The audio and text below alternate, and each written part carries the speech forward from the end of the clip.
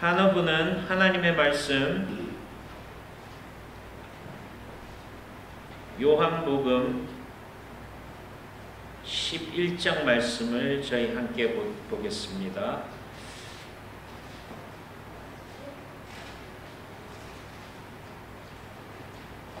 아까 장로님께서 한어부 설교는 제가 하고 싶은 대로 마음대로 해도 되신다고 하셨는데 실수하셨습니다. 제가 얼마 전에 한국 가서 청년들 집회를 갔어요. 와, 근데 한국은 희망이 있어요. 청년들이요 3,500명이 모였어요. 그래서 저녁 집회가 밤 9시에 시작했는데 여러분 아시잖아요. 제가 또 이 열받으면은 이게 이 열정이 밑도 끝도 없는 거. 설교를 그날 3시간을 해버렸어요.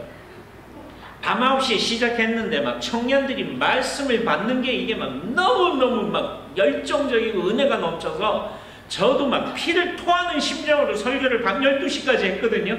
그러고는 그 책임 맡으신 목사님이 저를 딱 보시길래 저도 목사님 계속 할까요? 여기서 그만할까요? 그러니까 목사님 하고 싶은 대로 계속 갑시다! 그래요.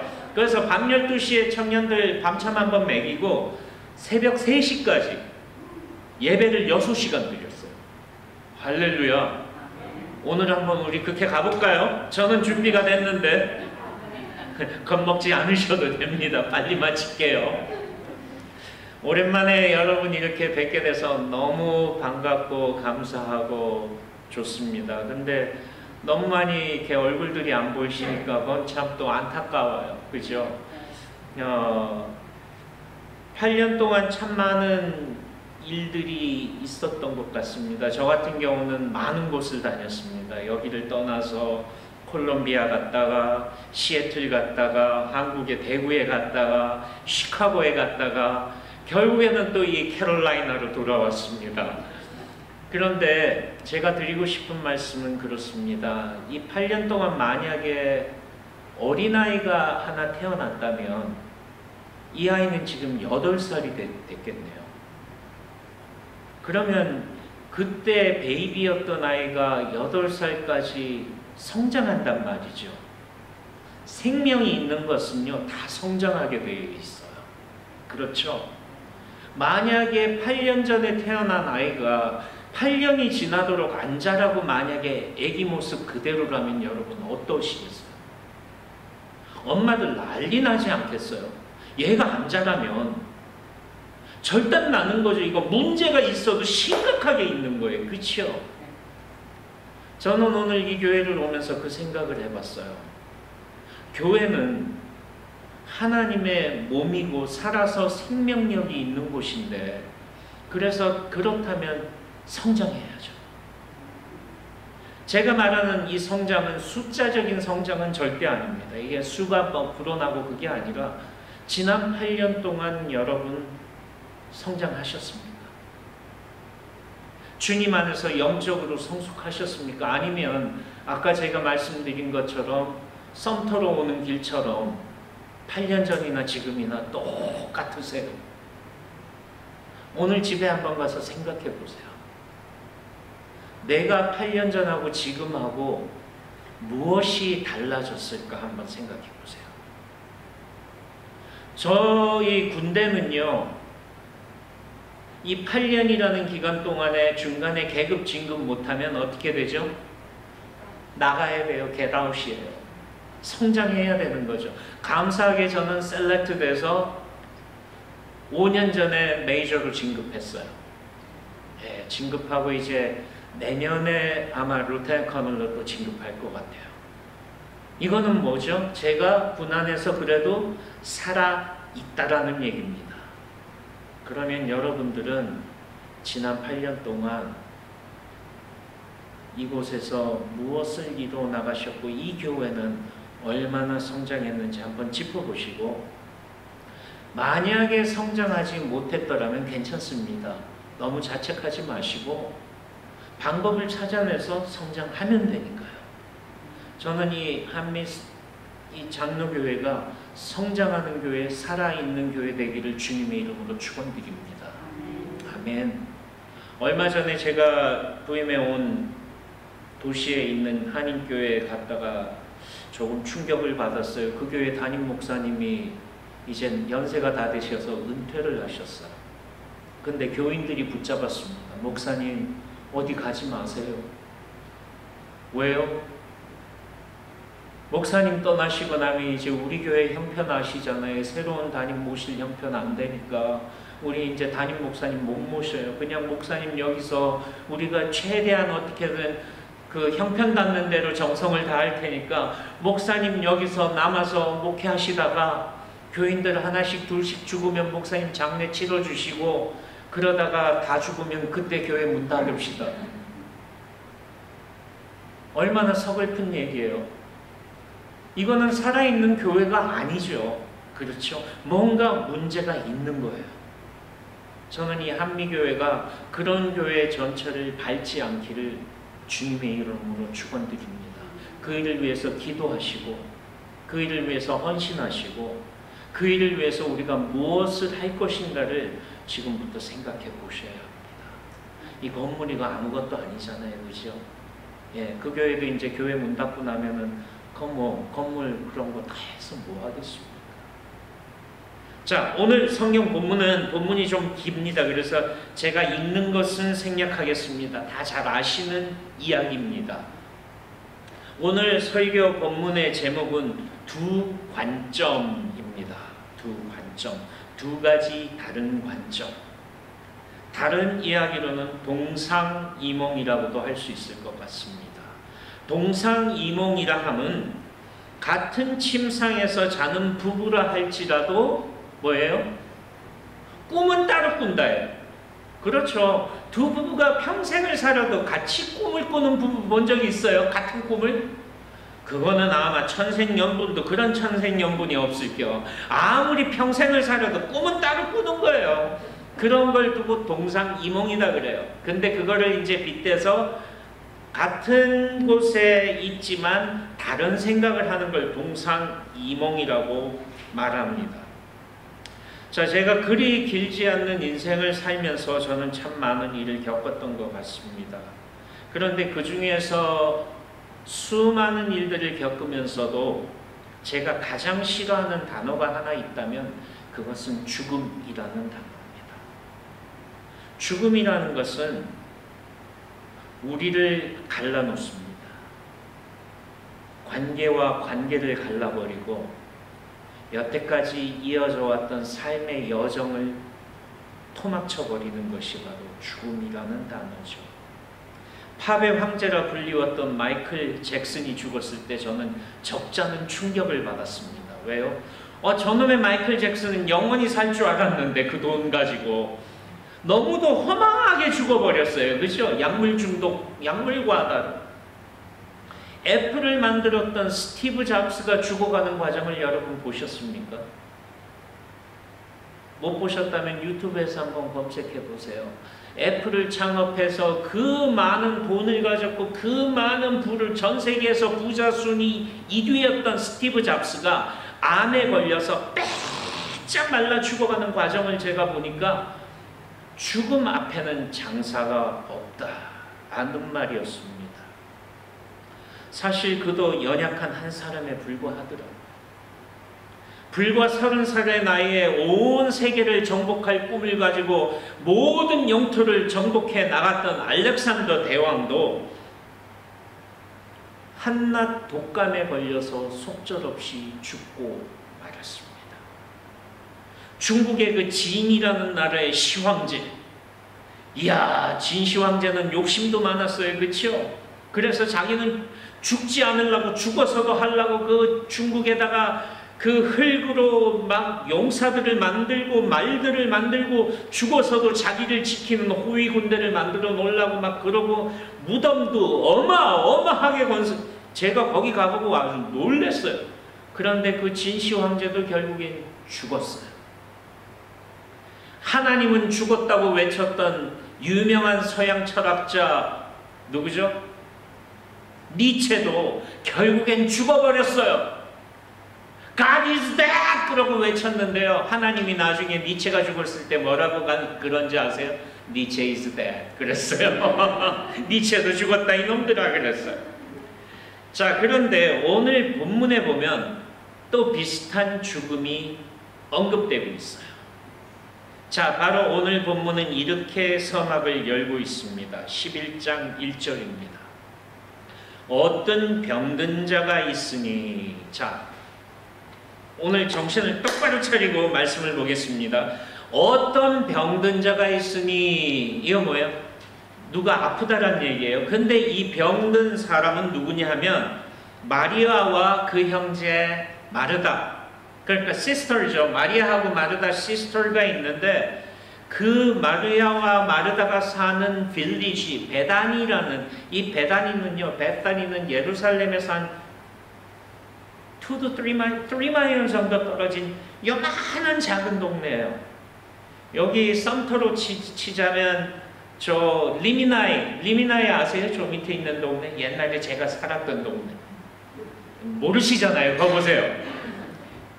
거기 사는 사람이 한 300명, 400명 다 농사 짓는 사람들. 여기서 한 40분 사우스로 가면 리미나이라는 요만한 코딱지만한 동네가 있어요. 베다니가 딱 그런 동네예요. 예루살렘에서 요 옆에 요만한 작은 동네에 지금 마리아와 마르다 그리고 그들의 brother 누구예요? 나사로가 살고 있었는데 이 나사로의 누이 이 마리아가 누구냐면 바로 예수님 발에다가 펄퓸을 갖다 붓고 머리털로 씻었던 그거 기억나시나요? 네. 제자들이 이런 미친 그 돈이 얼만데 그걸 하냐고 막 그랬던 그 마리아의 바로 브라더리 나사로였어요. 그런데 3절입니다. 이 나사로가 이제 병이 들었는데 이에 그 누이들이 예수께 사람을 보내어 가로되, 이건 뭘까요? 옛날에는 요즘처럼 병원이나 닥터가 흔했다 안 흔했다?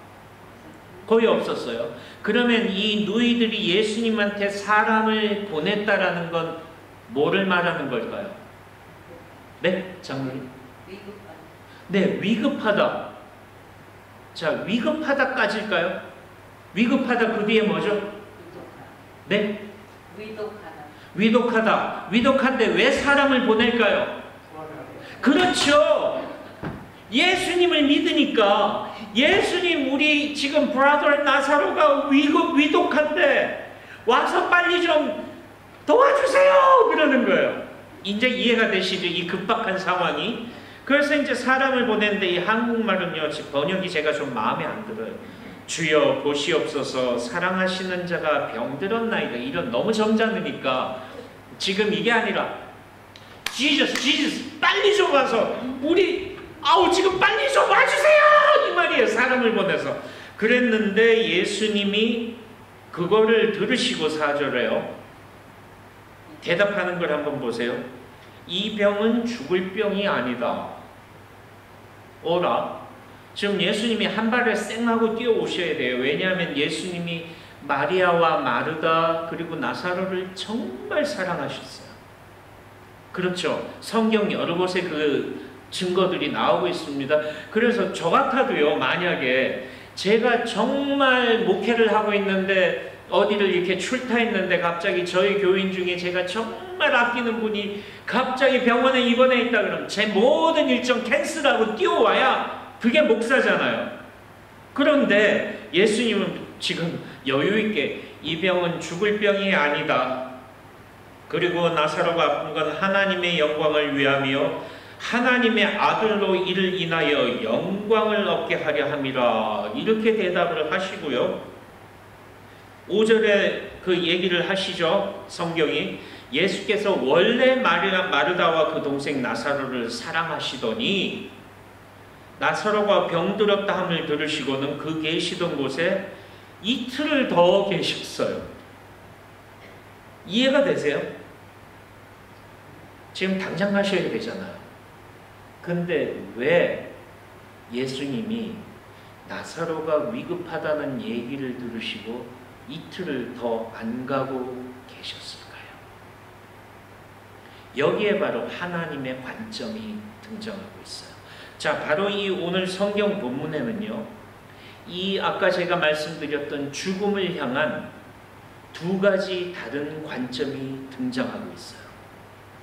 본문 첫 번째 보면요, 3절에서 나사로의 누이들은 이것이 병들어서 지금 힘들다라고 빨리 와달라고 얘기하는데, 예수님은 4절에 이 병은 죽을 병이 아니라 하나님의 영광을 위함이, 관점이 틀려요.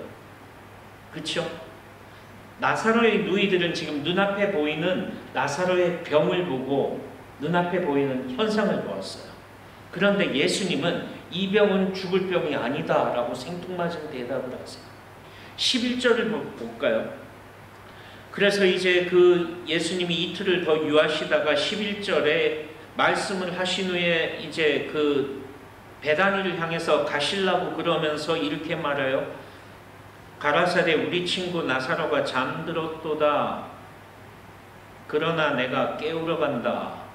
그랬더니요, 12절에 제자들이 주여 잠들었으면 이제 낫겠네요? 뭐예요? 똑같은 죽음을 놓고요, 예수님은 이 죽음이 그냥 잠들었다라고 그러고요, 제자들은 잠들었으면 그럼 낫겠네요? 그러니까 제자들은 그냥 잠든 거 생각하고 예수님은 진짜 죽은 죽음을 얘기하고 계세요. 전혀 다른 관점, 감을 잡지 못하는 거죠. 그렇죠? 그래서 자, 이야기는 이렇게 시작됩니다. 예수님이 이틀을 유하신 후에 그 다음에 제자들 보고 이제 가자 그럽니다. 그랬더니 제자들이 8절에 뭐예요? 랍비여, 요놈들이요, 꼭 지들이 좀 마음이 꼬부장할 땐 예수님을 주여라고 안 부르고 랍비여 이렇게 불러요. 우리도 좀 그렇지 않나요? 그렇죠? 마음이 좀 불편하면 부르는 호칭이 바뀌죠. 고전까지 주여 주여 그러다가요, 갑자기 랍비여, 선생님 그러면서 뭐래요? 조금 전까지 방금도 유대인들이 돌로 치려 했는데 왜 하필이면 그놈의 베다니를 또 가려고 그럽니까? 그랬더니 예수님이요, 낮이 12시가 아니냐, 사람이 낮에 다니면 이 세상에 빛을 봄으로 실족하지 아니하고 밤에 다니면 빛이 그 사람의 없는 거로 실족한다. 제자들이 지금 예수님이 뭔 말씀하시는지를 감을 못 잡고 있어요. 그랬더니 그 제자들 중에 또 도마가 아이고 그러면 우리도 다 같이 죽으러 갑시다 이런 식으로 막 비꼬았어요. 그죠? 그래서 이제 예수님이 드디어 17절입니다. 베다니 가까이 와서 이제 나사로가 무덤에 있는 그 베다니를 가까이 왔어요. 그때 왔을 때 이미 나사로가 죽어서 무덤에 있은 지 며칠이라고요? 나흘 4일이 됐습니다. 자, 요즘 같은 여름철에 사람이 죽어서 4일 되면 어떻게 되죠? 썩죠. 썩기 시작합니다. 예. 그런데 이제 예수님이 18절에 여기 기록하죠. 베다니는 예루살렘에 가깝기가 한 5리쯤 된다. 한 3마일쯤 되는데요. 많은 유대인이 마리아와 마르다에게 그 오라비 일로 위문하러 와 있었습니다. 20절입니다. 마르다가 예수님이 오신다는 말을 듣고 곧나가 맞았습니다. 마르다가 보면 성격이 좀 급해요. 마리아는 차분한 사람이고요. 마르다는 맨발 벗고 베다니 그 입구에 뛰어나와갖고 마리아는 지금 집에 앉아 있어요. 근데 21절이에요.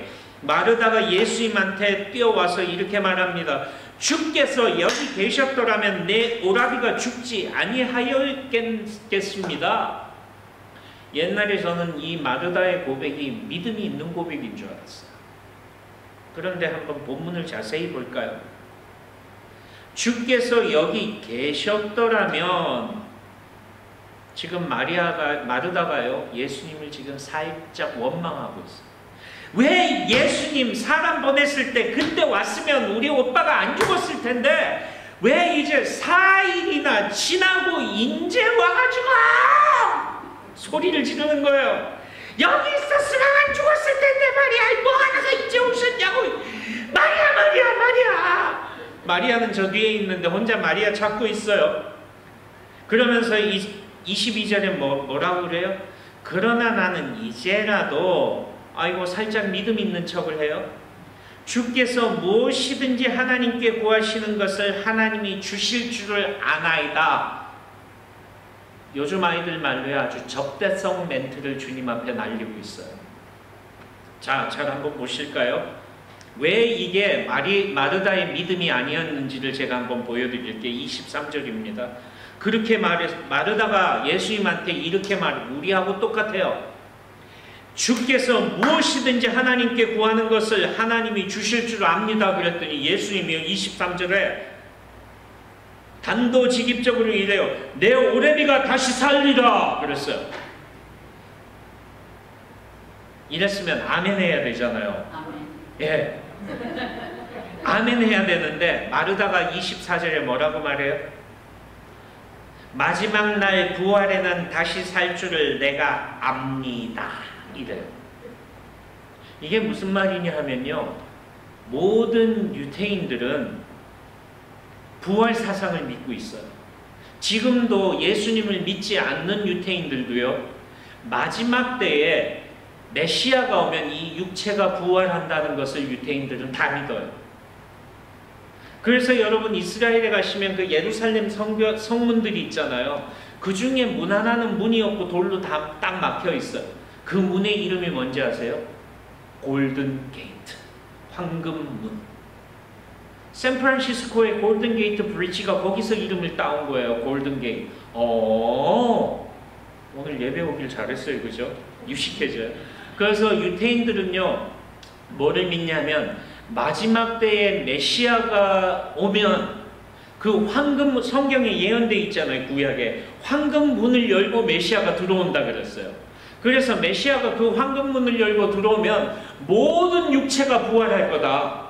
그래서 그 예루살렘에 지금도요, 골든 게이트 있는 그 앞에 무덤 자리들이 막 있는데 프리미엄이 붙어가지고 골든 게이트 제일 앞에 영순위에 있는 무덤은 몇 백억씩 가요. 그 무덤 자리가. 왜요? 메시아가 올 때 영순위로 자기가 메시아를 맞이하겠다고. 이미 메시아는 뭐예요? 오셨잖아요. 이런 불쌍한 사람들이 있나. 근데 지금 마르다는 바로 그 상식적인 얘기를 예수님한테 하고 있는 거예요. 예수님, 지금 마르다 같으면요, 지금 24절에 이렇게 말해요. 목소리 딱 이렇게 나를 세워가지고, 예수님, 마지막 날 육체가 부활하는 거 그건 저도 알거든요. 지금 왜냐하면 마르다 입장에서는 무슨 예수님이든 뜬금없는 소리를 하고 계세요. 지금 내 오빠가 죽었다니까요. 그런데 예수님이 살아나리라! 믿음 없는 마르다의 모습이죠. 내 오라비가 살리라 그랬으면 믿음이 있었다면 아멘 하고 믿어야 될 텐데, 이거 어디서 많이 보던 모습 아니에요? 내 모습이지 뭘 옆에를 쳐다보세요. 우리 맨날 뭐 믿는다 그러고 기도하고 뭐 해놓고 예수님이 살리라 그렇게 응답 주시면 아멘 해야 되는데, 그때 그건 저도 알거든요. 그랬더니 예수님이 25절에 이렇게 말씀하세요. 나는 부활이요 생명이니 나를 믿는 자는 죽어도 살겠고, 아멘. 무릇 살아서 나를 믿는 자는 영원히 죽지 아니하니니. 예수님이 그래서 이걸 마르다한테 다시 물어. 이걸 네가 믿냐? 그랬거든요. 27절에 대답은 또 잘해요. 가로되 주여 그러하오이다. 주는 그리스도시요 세상에 오시는 하나님의 아들이신 줄 내가 믿나이다. 그래 놓고는요, 28절에 잽싸게 쌩 하고 가가지고 누구를 불러요? 마리아를 불러서 뭐라고 말해요? 선생님이 오셔서 야 널 부르신다 그래요. 예수님이 언제 마리아 불렀어요? 지금요, 마르다가 예수님하고 대화하다가 속에 열불이 나는 거예요. 아, 정말 우리 오빠가 죽었는데 이 선생님은 늦게 오셔가지고 지금 뜬금없는 소리나 자꾸 해대고, 아 정말 내가 짜증나서 미치겠네. 그러고는 그냥 예수님한테 예수님이 그런 줄 내가 믿고요, 다 알아요. 그러고 잽싸게 복해가, 언니 빨리 가, 예수님이 부르셔. 이 언니가 예수님 상대 아우 막 와가지고 열불을 내고 있어요, 그죠? 그런데 이번에는 마리아를 한번 볼까요? 그 마르다의 말을 듣고는 급히 일어나 예수님을 맞이해요. 이 마리아는 누구였어요? 향유를 붓고 예수님의 발에 자기 머리털로 믿음의 고백을 했던 마리아. 이 마리아가요, 예수님이 아직 마을로 들어오지도 아니했는데 그 마르다를 맞았던 곳에 예수님이 아직 그저 가만히 계세요. 이 얘기는 뭐예요? 예수님이 마리아를 기다리고 계셨어요. 오늘 그 동일한 주님이 여러분을 기다리고 계십니다. 그런데 이 마리아는 그 예수님 앞에 가서 엎드려서 이렇게 말해요. 32절에 주께서 여기 계셨더라면 내 오라비가 죽지 아니하였겠나이다. 아까 마르다가 했던 거랑 똑같은 말이에요. 그렇죠? 토시 하나 안 틀려요. 그런데 뉘앙스가 달라요. 마리아는 아마 예수님을 보면서 눈에 눈물이 가득 고였을 거예요. 그러면서 이렇게 말해요. 주님이 여기 계셨더라면 제 오라비가 죽지 않았을 텐데요. 두 가지 다른 관점이에요. 똑같은 말인데요. 여러분 이제 보이세요? 아까 마르다는요. 주님이 여기 계셨더라면 우리 오빠 안 죽었을 거예요. 마리아는요. 정말 가난하고 험불한 모습으로 주님 앞에 나와서 주님이 여기 계셨으면 우리 오라비 안 죽었을 텐데 이제라도 오셨으니 정말 감사해요, 주님. 그랬더니요, 여기 보세요. 예수께서 그의 우는 것과 마리아가 울면서 얘기하고 있죠. 믿음의 고백이에요. 그렇죠? 또 함께 온 유대인들이 마리아 우는 걸 보고 같이 우는 것을 보시고 그 심령의 통분이 여기시면서 예수님 말해요. 나사로 어디 가뒀니? 나사로 둔 곳으로 가자 그래요. 그랬더니 그러면서 예수님도 우셨어요. 그렇죠? 여러분 우리가 주님 앞에 진실한 모습으로 나와서 우리의 연약한 모습 드러내고 주님 앞에 여러분이 울며 기도할 때 주님도 우세요. 내가 네 마음 안다 그러시는 거예요. 지금 바로 예수님이 마리아의 마음을 아신 거예요. 그죠? 그 마음을 아시고 예수님이 통분히 여기셔서 가자 그래요. 그런데 사람들이 뭐라고 말해요? 거기 나사로가 죽은 지 이미 나흘이 지나서 냄새가 풀풀 납니다. 또 다른 관점이에요. 예수님과 사람들의 다른 관점이에요. 예수님은 이것을 보시면서 하나님께서 행하실 일들을 보았는데 사람들은 냄새 난다라고 말해요. 그런데 예수님이 40절에 내 말이 내가 믿으면 하나님의 영광을 보리라 하지 않았느냐? 그러고는 그 돌을 옮겨 놓으라 그래요.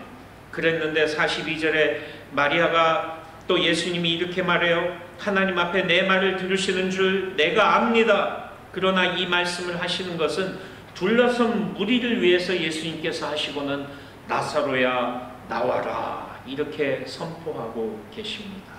자, 이제 오늘 말씀을 정리하겠습니다. 지금 이 똑같은 죽음을 보고 사람들과 예수님의 다른 관점의 차이, 생각의 차이가 나타나고 있습니다. 그렇다면 이 성경에 있었던 사람들과 예수님, 또 우리와 하나님, 왜 이런 관점의 차이, 생각의 차이가 있게 될까요? 그것은 첫째, 세상의 관점 때문입니다. 우리 마음밭은, 여러분의 생각은 알게 모르게 이 세상이 가르치는 관점에 이미 길들여져 있습니다. 사실 제가 여기 성터를 떠나고 벌써 수술만 6번을 받았어요. 예, 큰 수술을 많이 받았습니다. 그런데 수술을 이제 받으러 한 곳에 갔을 때 뭐 아시겠지만 저는 이 세상에 뭐 가족도 없고 상황도 어려우니까 저 혼자 공항에 내려서 렌트카에서 군대 병원을 갔어요.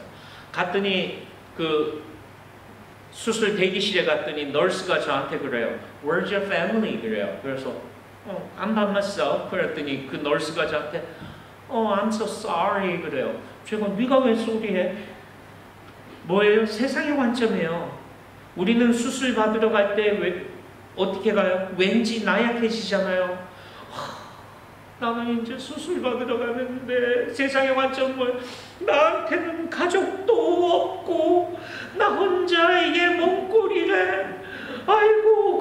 수술 받는데 갔더니 진짜 옆 테이블에는요 패밀리들이 와가지고 막 You'll be okay 막 위로하고 저 혼자 딱 누워있으니까 널스가 I'm so sorry. 쥐가 왜 sorry 해요? 나 혼자 왔는데. 바로 세상의 관점이에요. 세상의 관점은 뭐예요? 네가 수술 받으러 가니까 너는 왠지 애처로워야 되고 처량만. 그건 세상의 관점인데 하나님의 관점은 뭐예요? 우리 신앙은 뭐예요? 세상을 거꾸로 거슬러 가는 게 신앙 아닌가요? 연호가 도도히 자기 태어난 곳을 향해서 그 세찬 물살을 거슬리고 상류로 올라가듯이 믿음은 그런 거죠. 그래서 저도 그랬어요. 속으로 기도했어요. 하나님, 나에게 하나님이 함께 계신데 이게 뭔 대수래요? 그래서 수술하기 직전에 이제 마취과 닥터가 이렇게 오더라고요. 그래서 왜 이러면은 마취하기 전에 잠깐 스태프들 다 좀 불러달라고 그랬어요. 그랬더니 why 그래요? 다 좀 불러달라고. 수술할 서전도 빨리 페이징해서 좀 오라고 그랬어요. 그랬더니 서전도 헐레벌떡 뛰어왔어요. 다들 이제 제가 수술 거부하나 뭐 눈이 동그래졌어요. 그래서 거기 널스들도 다 오고 다 와서 내 여기 주위에 다 손잡고 삥삥 둘러 쓰라고 그랬어요. 왜 수술하기 전에는 왜 그 가운도 등 다 터진 거 그 희한한 거 있잖아요. 그거 저는 떡 입고 앉아가지고 다 이제 영문도 모르고 손을 다 잡고 썼어요. 그랬을 때 제가 Let us pray 그랬어요. 우리 기도하자고. 그러고는 제가 다 기도했어요. 기도해주고 서전 위에서도 기도해줬어요. 서전 머리는 너 머리 좀 앞으로 내밀라고 그러고 안수기도까지 해줬어요. 하나님이 서전에게 축복 주셔서 수술은 얘가 하지만 하나님이 저를 왜 그렇게 기도했더니 다들 So weird 그러고 가요. 뭐 환자는 닥터들을 위해서 기도해주면 안 될까요? 뭐예요? 세상의 관점이에요. 그죠? 세상의 관점은 수술 받는 환자는 너는 약해져야 되고 너는 뭐 환자다워야 되는 우리가 왜 그렇게 살아야 되는데요? 근데 그렇게 기도하고 수술 받았더니 제가 지금 4주 전에 수술 받은 환자 같아요. 4주 전에 수술 받았어요. 말짱하잖아요. 리커버리 속도가 닥터가 저보고 그래요. 너 보통 사람 한 6배, 7배 리커버리 되고 있대요. 할렐루야 하나님이 하셨죠 뭐. 이렇게 해주시면 감사한 거고 안 해주시면 그리 아니하실지라도 뭐 아멘 하면 되는 거죠. 왜 우리가 세상에 쫄아가지고 세상이 가리키는 대로 살아야 될까요? 바로 이거예요. 우리 마음밭은 세상의 관점에 이미 길들여지고 우리 마음밭은 살아온 세월 동안만큼이나 세상이 가르쳐주는 사실을 사실 그대로 보는 것에 익숙해져 있어요. 이번 코로나 힘드셨죠? 코로나 때문에 교회들이 얼마나 쫄아버렸을까요? 네. 이놈의 눈에 보이지도 않는 이놈의 세균 때문에 쫄아가지고 교회들이 교회다워지지 못하고. 하나님의 관점은 그게 아니죠. 그 상황 뒤에, 그 뒤에 있는 하나님의 관점을 보지 못하고 세상에 있는 모습 그대로 보게 되고 또 그렇게 보도록 가르쳐 왔어요. 그래서 이 세상에 과학이라는 거예요. 철학이라는 거는 우리가 처해 있는 상황을 정확하게 이야기해 주려고 노력하는데 그쳐요. 과학은요, 코로나다, 이거 걸리면 잘못하면 죽는다, 이런 것만 가르쳐요. 그런데 신앙은 뭐예요? 그 뒤에 하나님께서 왜 이것을 우리에게 허락하실까? 그런 걸 보는 거예요. 저는 생각해 봤어요. 만약에 구약시대에 이 코로나가 왔다면 지금처럼 이렇게 난리가 없어게 났을까요? 아니요. 코로나인지도 몰랐겠죠. 그저 역병이라고 불렀겠죠. 그러면 그 사람들은 뭘 했을까요? 역대하 7장 14절. 내 이름으로 일컫는 내 백성이 스스로 겸비하여 그 악한 죄악에서 떠나고 내 얼굴을 구하면 내가 이 땅을 고치겠다 하시는 하나님의 약속을 믿고 하나님 앞에 나왔겠죠. 통에 자복해서 하나님 앞에 죄를 고백했겠죠. 하나님 고쳐달라고 하나님 앞에 나갔겠죠. 우리가 이걸 해야 되지 않을까요? 저는 이번 코로나 기간 동안 하나님 앞에 회개하는 교회를 본 적이 없어요. 이 땅에 관연한 이 죄악을 우리가 먼저 회개해야 되지 않을까요? 이 민족의 죄를 회개하고 나라의 죄를 회개하고 하나님 고쳐달라고 하면 하나님 고쳐주시겠지요. 이놈의 코로나가 뭐가 됐으면 돼요? 제 아들도 걸렸는데 이틀 되니까 툭툭 털고 일어나더만요. 사람마다 달라요. 힘든 사람도 있어요. 그런데 세상의 관점은 자꾸 그것만 보게 만들고 그거에 우리가 프리크아웃 되게 만들고 이걸로 인해서 하나님을 보지 못하게 만들고 있잖아요. 제발 교회가 이러지 말았으면 좋겠어요. 그래서 이 과학과 철학은 처해 있는 상황을 정확하게 보고 그걸 얘기해주고만 있지 그 사실 뒤에 뭐가 있는지 그것을 볼 수 없을 뿐만 아니라 뭐가 있다는 그 자체를 부정하고 있어요. 이 코로나 뒤에 하나님이 계시다는 걸 과학은 부정하고 있어요. 마태복음 8장에서도 똑같은 이야기가 등장하고 있죠. 예수님과 제자들이 풍랑이 일어난 그 갈릴리 호수를 건널 때 제자들은 눈앞에 있는 바람과 파도만 보았지만 예수님은 그 이후에 일어날 하나님의 역사를 보고 바람과 파도를 꾸짖으셨잖아요. 현대의 과학은 자연과 지구가 이 세계에 존재하는 것도 알고 이 세계를 분석하여 연구해서 많은 것을 알고 만물의 영장이라고 우리가 일컫지만 정작 이 세계를 말씀으로 세상을 창조하시는 하나님은 보지 못하고 있습니다. 그래서 여러분 이 관점을 바꾸셔야 돼요. 세상의 관점, 내가 살아왔던 관점이 아니라 누구의 관점? 하나님의 관점. 둘째요, 우리가 이런 다른 관점을 가지게 되는 이유는 과거의 상처와 실망 때문에 그렇습니다. 우리 마음밭은 알게 모르게 과거의 상처와 실망에 또 밟혀있어요. 작은 밟혀있어요. 과거에 계속 반복되었던 실망 속에 그리고 상처 속에 우리는 그게 또 반복될까 봐서 두려워서 우리에게 다가오시는 하나님의 은혜와 앞으로 다가오는 그 하나님의 변화에 대해서 두려워해요. 그래서 사실 이 코로나 때문에 교회가 힘든 게 아니라 이런 교회 안에 있는 상처 때문에 교회들이 다 셧다운 해버렸어요. 또 교회 어려워질까 겁나가지고. 교회는 그런 게 아닌데 저는 생각해 보았습니다. 초대교회 때도 이런 역병도 많았어요. 초대교회 때도요, 요즘처럼 가본만에서 집합금지 명령이 내려졌었어요.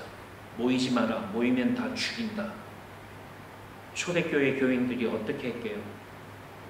더 모였어요. 더 모여서 오로지 기도와 간구에만 집중했어요.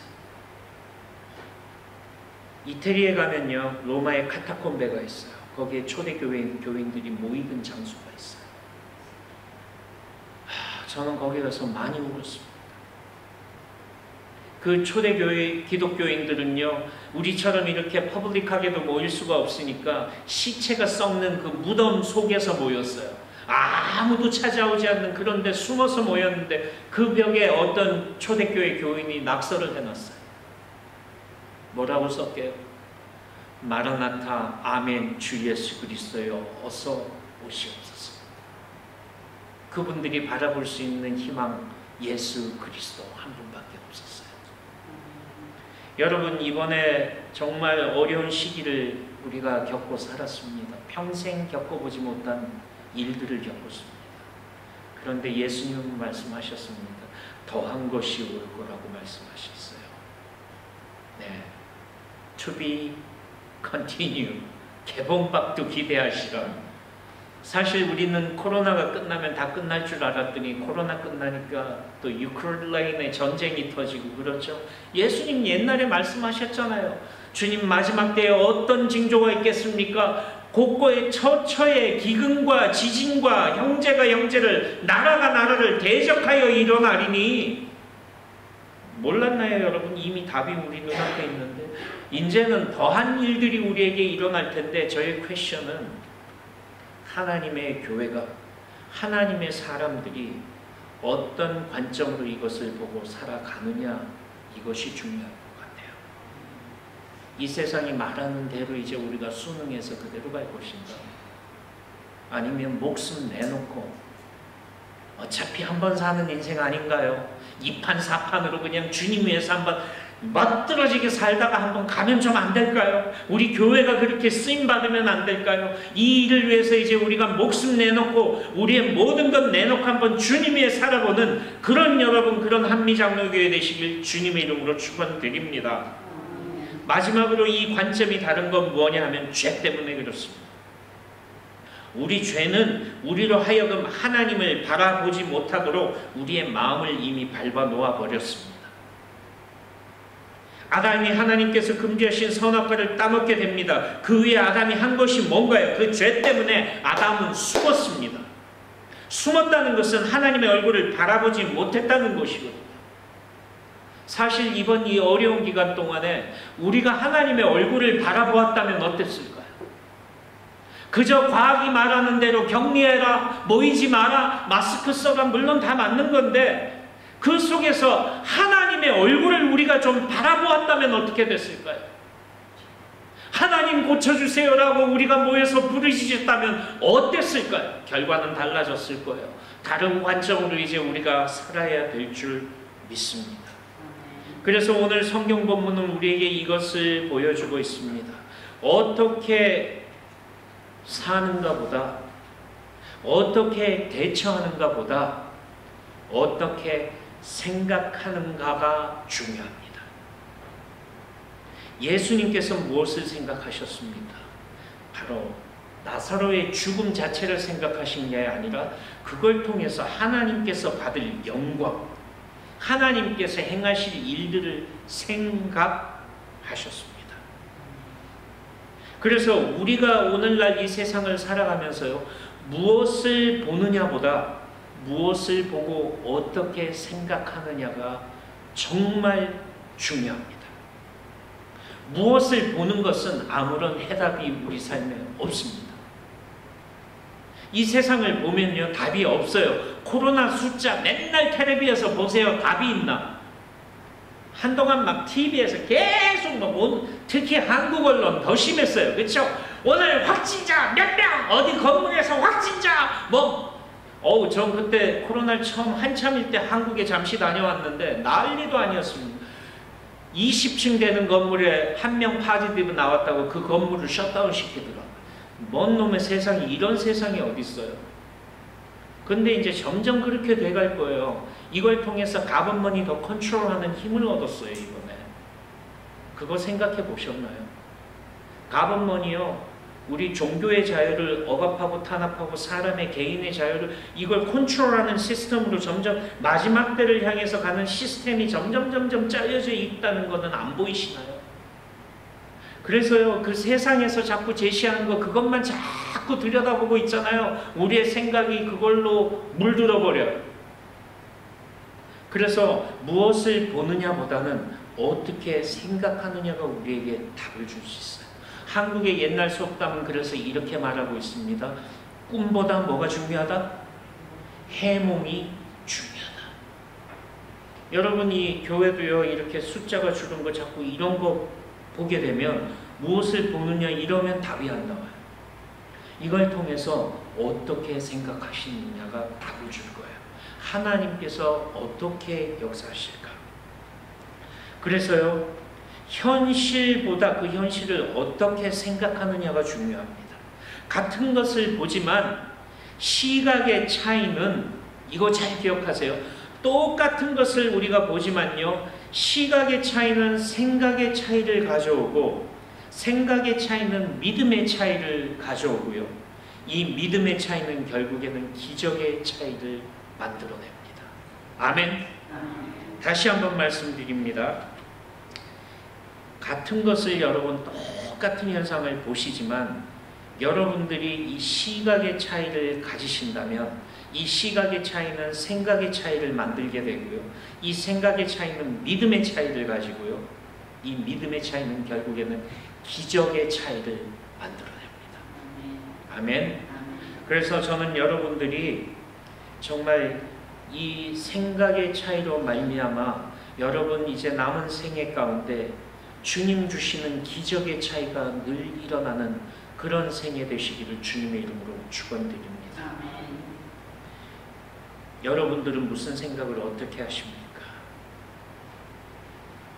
성경은 우리들에게 생각에 대해서 여러 번 말씀하고 있습니다. 로마서 8장 5절 말씀을 보시면은요, 육신을 따르는 자는 육신의 일을, 이 말씀을 우리 꼼꼼히 한번 되짚어 볼까요? 육신을 따르는 자는 육신의 일을, 영을 따르는 자는 영의 일을 생각하나니. 오, 성경이 분명히요 생각에 대해서 지금 말씀하고 있어요. 육신을 따르는 일을 생각하는 사람은 육신의 일을 생각하게 되지만, 영을 따르는 사람은 영의 일을 생각하는데요, 육신의 생각은 사망이고 영의 생각은 생명과 평안이다. 와, 이 코로나 기간 중에서도요, 육신의 일을 생각하면요 두려워요. 나 이거 걸리면 어떡하지? 영의 생각은요 우리 가운데 평안을 주고 생명을 줘요. 할렐루야. 육신의 생각은 하나님과 원수가 되나니 이는 하나님의 법에 굴복하지 아니할 뿐 아니라 할 수도 없다. 그래서 육신에 있는 자들은 그것 때문에 하나님을 기쁘게 하고 싶어도 기쁘게 할 수 없어요. 그런데 9절입니다. 만일 if 너희 속에 하나님의 영이 거하시면, 여러분 속에 하나님의 영이 거하고 계십니까? 아멘. 아멘. 아멘. 네. 그러면 이제 답은 여기 있습니다. 여러분 속에 하나님의 영이 거하시면 너희가 육신에 있지 아니하고, 아멘이죠. 이 세상에 우리가 있지 않는 겁니다. 그러면 어디 속해 있냐? 영에 있나니. 그러므로 누구든지 그리스도의 영이 없으면 그리스도의 사람이 아니다. 이 로마서 8장 5절이 기가 막힌 말씀을 가지고 있어요. 여러분 아직도 기경되지 못한 마음의 밭을 가지고 계시지는 않습니까? 아직도 불가능하다고, 이건 안 된다라고 생각하고 계시지는 않습니까? 아직도 힘들다고 생각하는 것은 없습니까? 아직도 희망이 없다고 생각하고 있지는 않습니까? 하나님은 여러분을 통해서 놀라운 하나님의 역사를 이루시기를 지금도 원하시는데 아직도 안 돼요, 못해요, 저는 여기 썸터에 있어요 이러고 계시지는 않습니다. 혹시 나사로처럼 병들지는 않으셨습니까? 나사로처럼 결국 모든 생명이 사라지고 이제 냄새가 나는 상태에 계시는 않습니까? 여러분의 이 생각의 밭을 하나님의 말씀으로 기경하시기를 바랍니다. 여러분, 제 뒤에 있는 저 십자가는 2000년 전에는 저거 사람을 죽이는 도구였어요. 사실 저기에 사람이 매달려서 죽었어요. 그런데 우리 주님이 저 십자가에 달려서 죽으심으로 말미암아 저 십자가가 정말 좋은 피 묻은 저 십자가가 도구가 됩니다. 어떤 도구가 될까요? 우리 마음밭을 싹 갈아 뒤집어 엎는 쟁기와 같은 도구가 됐습니다. 여러분, 여러분의 이 생각의 밭을 십자가로 기경하시기 바랍니다. 기경한다는 말은 뒤집어 엎는다라는 말이에요. 세상의 생각, 여태까지 살아왔던 나의 생각, 나의 고정관념을 저 십자가로 한번 뒤집어 보세요. 그리고 저 십자가에 달리신 예수 그리스도 앞에 나가시기를 주님의 이름으로 축원드립니다. 말씀을 맺겠습니다. 무지하게 중요한 게 아까 로마서 8장 5절에 숨어 있습니다. 그래서 하여간 영의 생각이 무지 좋은 것 같으니까 영의 생각을 하긴 해야겠어요. 그죠? 하긴 해야겠는데 어떻게 할까요? 우리가 이제 아이고 내가 이제 저 김태일 목사가 오늘 주일날 아침에 와서 이거 내가 빼도 박도 못하는 말씀을 이제 들어버렸어요. 육신의 생각은 사망이고 죽음이고 영의 생각은 생명이고 평안인데 내 속에 예수의 영이 있으니까 이제 내가 이 영의 생각을 하긴 해야겠는데 이걸 도대체 어떻게 하냔 말이에요. 이게 반전이에요. 영의 생각은 하나님을 사랑하는 방향으로 생각하는 거니까 우리가 그럼 그리 생각만 하면 될까요? 그 생각이 그게 그렇게 쉽나요? 자, 근데 여기 잘 한번 보세요. 성경이 아까 로마서 8장 5절에 재밌는 게 있는데요. 영의 생각을 하는 사람과 구원받은 자가 똑같은 의미로 사용되었다는 게 우리 마음을 조금 불편하게 하네요. 여러분 다 구원받으셨지요? 구원받았으면 성경은요, 마땅히 우리가 영의 생각을 해야 되는 사람이라고 말합니다. 이게 뭘까? 우리가 하나님을 사랑하고 싶으면 하나님을 사랑하면 되고, 말씀을 사랑하고 싶으면 말씀을 사랑하면 되고, 말씀을 순종하고 싶으면 순종하면 되고, 영의 생각을 하고 싶으면 영의 생각을 하기만 하면 되는 건 줄 알았는데, 오늘 로마서 8장 7절과 9절 말씀에서 우리 발목을 잡네요. 이게 가능한 사람은 이걸 할 수 있는 능력이 있는 사람도 아니고, 의지가 무지무지 센 사람도 아니고, 무지무지 똑똑한 사람도 아니고, 그 안에 그리스도의 영이 있는 사람만 이런 생각을 할 수 있다라고, 가능하다라고 얘기합니다. 무슨 말이냐 하면, 우리가 영의 생각을 하려면 예수님께로 나가야 돼요. 하나님을 사랑하려면 그냥 대강 하나님을 사랑하면 되는 게 아니라 예수님께 나가야 돼요. 하나님의 말씀을 사랑하고 하나님의 말씀을 순종하려고 해도 우리는 예수님께 나가야 돼요. 그분만이 우리의 길이요 진리요 생명이기 때문에 그렇습니다. 그래서 결론은 또 이렇게 납니다. 어떤 분이 저한테 이렇게 말씀하시겠네요. 목사님, 그럼 맨날 또 예수님이에요? 죄송합니다. 근데 죄송하게도 맨날 예수 그리스도밖에 없습니다. 예수 그리스도 한 분만이 우리에게 올바른 생각을 하실 수 있도록 도와주시는 분이십니다.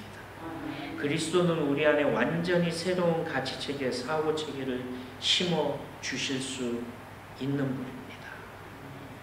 그래서 이 예수님이 우리의 선생님이 되셔서 우리에게 잘 가르쳐 주셔야 우리가 제대로 생각할 수 있습니다.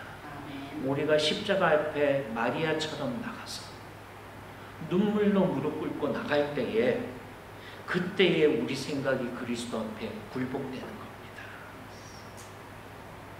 여러분, 어떤 생각을 하시면서 사시겠습니까? 히브리서 기자는 오늘 이 아침에 여러분에게 이렇게 간곡히 부탁합니다. 예수 그리스도를 깊이 생각하라. 기도하겠습니다. 고마우신 하나님, 부족한 종을 이렇게 8년 만에 다시 이 귀한 하나님의 교회 한미장로교회 가운데 보내주셔서 우리 귀한 성도님들을 다시 배우고 하나님의 말씀을 나눌 수 있는 은혜를 주시니 감사합니다. 이 땅에서 이렇게 다시 만나는 것도 이렇게 반갑고 좋은데, 주님, 우리가 하나님 나라에서 다시 한번 이렇게 더 반갑게 주님 앞에서 뵙기를 소원합니다. 그때는 우리의 가진 모든 아픔과 슬픔과 고통 다 사라지고 주님 앞에서 기뻐 뛰어노며 반갑게 다시 재회할 수 있는 그날을 다시 한번 바라보며, 이 시간 주님 앞에 머리 숙인 한 분 한 분을 예수의 이름으로 축복하기 원합니다.